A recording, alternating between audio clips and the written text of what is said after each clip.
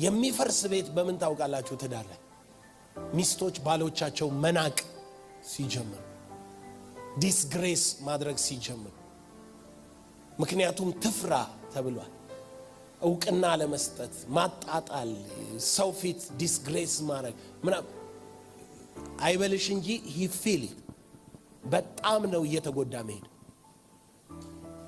ያ ደግሞ ትዳርሽን በመለኮት ስርዓት እንዳትመሪው ያደርግሻል።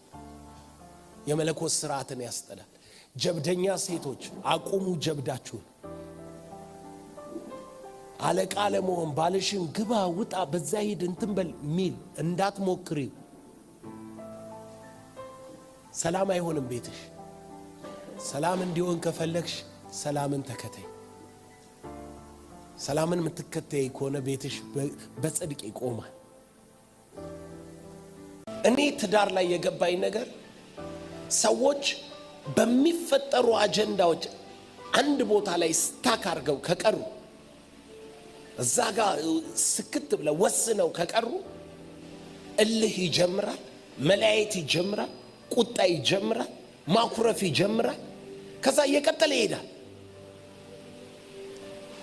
አኩራፊ ሚስት፣ አኩራፊ ባል፣ እልከኛ፣ ቁጡ፣ በተለይ ጊዜ በፕሮብሌም ውስጥ ጊዜ የሚወስድ ሰው ያድጋል፣ ፕሮብሌሙ ያድጋል።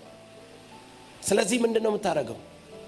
የሆነ ፕሮብሌም ይፈጠራል፣ ጣለውና ወደፊት ሂድ። ከሚስት ጋር ወደፊት አውራ። አንተ እኮ ባለፈው ምናምን፣ እሱን ታዩ። አሁን ባለንበት ጉዳይ ላይ ነው። ከዛ ምንድነው የሚጨምረው? ቁጣ ነው፣ እልክ ነው።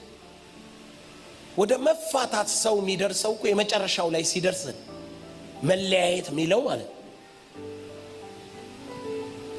ከመለያየት በፊት ጉዳዩን ለየው፣ ካንተ ጉዳዩን ለየው። በመለያየት የሚመጣ ምንም ክብር የለም። ፈታ የሚል ታሪክ በህይወትክ ላይ ነጥብ ሆኖ መቀመጥ የለበትም። ልጆችክ ሚሸማቀቁ መሆን የለባቸው፣ ሚያፍሩብህ መሆን የለባቸው።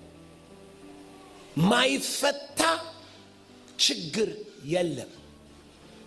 ከጎን ላለው ሰው ችግሩን ፈታለው እንጂ ሚስቴን አልፈታም በለው። በያንቺ ደግሞ በዩ ችግሩን ፈታለው እንጂ ባሌን በል